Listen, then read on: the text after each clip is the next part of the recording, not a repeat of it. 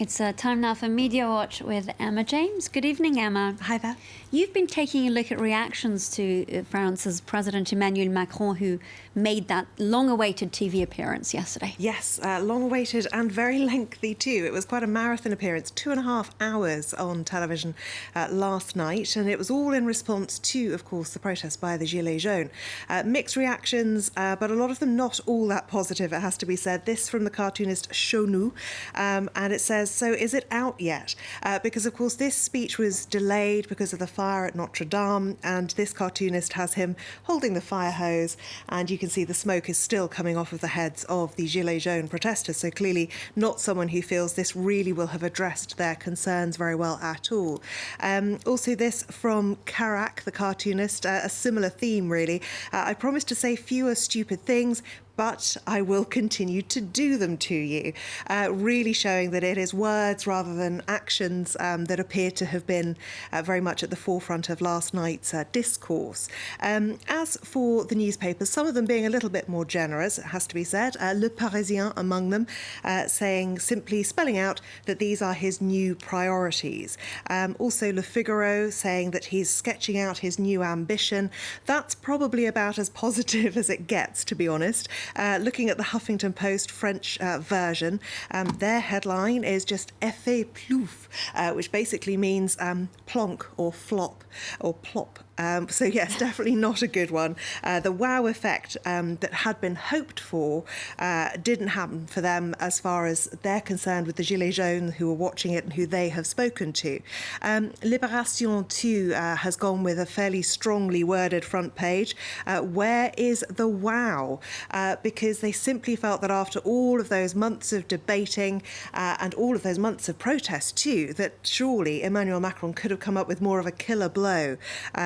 But there really doesn't appear to have been a big turning point from as much as he had to say last night, at any rate.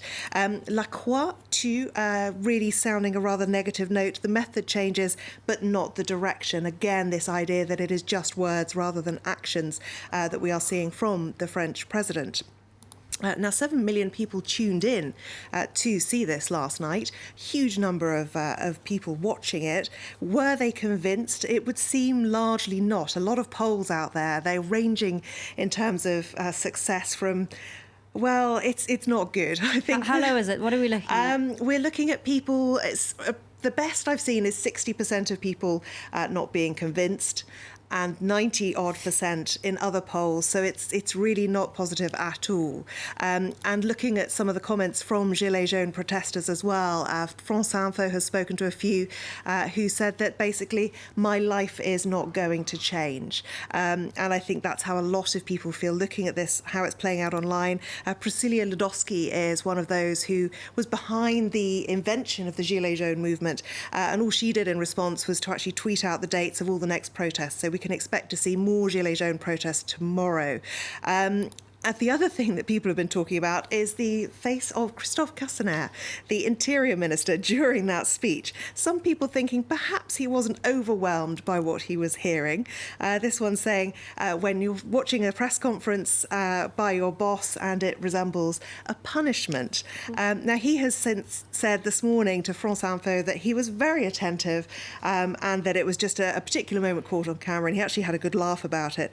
But he said that he even took notes during the first half. Notice he says the first half of the 2.5 hours, so maybe for the second hour or so. He does have a pen in hand, Emma, doesn't he? Well, yes, but he also looks extremely bored, as lots of people have been pointing out. Emma, you've also been taking a look at a new Instagram account that's getting a lot of traction. Yes, absolutely. The CIA has decided to join the influencers of Instagram. Tricky one to say. They've got more than 30,000 followers already. Interestingly, they're not following anyone at all, at least in terms of Instagram. This is their first and so far only posting, a photograph which shows lots of different objects, and the idea is that people look at it and pick out what they can deem from little clues and things. And it's got things like the original agency badge of the CIA director Gina Haspel. Little things like that. Lots of people actually pointing out that they've spotted all these things. Whether they'll be recruited or not is another matter. Now, the idea of this is to increase transparency and to reach a different generation. That's the idea. So this is what the page looks like at the moment. It's a little bare, to say the least. But what other people have been saying is that they've been on Twitter for 5 years, so it's taken them quite a long time to get around to this. Others saying that the first Instagram post really doesn't compare to the first tweet, which was a very good one. We can neither confirm nor deny that this is our first tweet. Now, interestingly, they may already have raised a few hackles or raised a few eyebrows, at least, with the choice of things that they've put on there. Asia One pointing out that there's a map of China, so implying that the CIA has China very much on its radar, it would appear. And one final point on this, because this isn't a new thing, to use online technology to try to recruit or at least interest people in the services like this. The Australians have actually had this kind of job interview, an online job interview, online for a couple of years now, and you can actually click through and see whether or not you are observant enough, intelligent enough to be a secret agent. So yes, it's well worth going. Apparently I didn't have what it takes, so I won't be leaving my job just yet. But it is interesting that this kind of information is out there in the open with the world's most secretive jobs. That looks really fun. I might have a go myself. Emma James, thank you very much for bringing us Media Watch.